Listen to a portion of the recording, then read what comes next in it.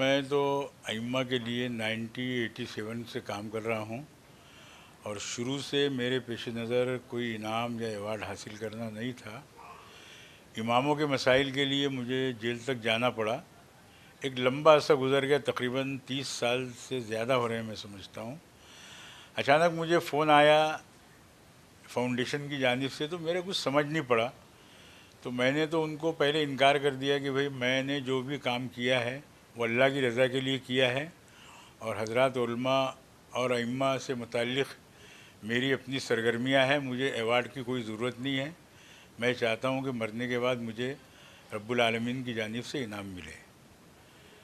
लेकिन बाद में उनका बाकायदा कोऑर्डिनेशन बना रहा, फ़ोन करते रहे। तो मेरी अपनी पॉलिसी ये रही है कि मैं ऑल इंडिया इमाम ऑर्गेनाइजेशन से रिलेटेड हूँ और उसकी जो पॉलिसी है कि सारे मज़हब के और सारे मकतब फ़िक्र के अइम्मा को साथ लेकर काम किया जाए। अल्लाह का फजल करम है कि आज हमारे साथ सारे मकतब फ़िक्र के उलमा और अइम्मा मौजूद हैं और हमारे फंक्शन में शरीक होते हैं। हमारी तंजीम में मुख्तलिफ़ किस्म की उनको ज़िम्मेदारियाँ भी है।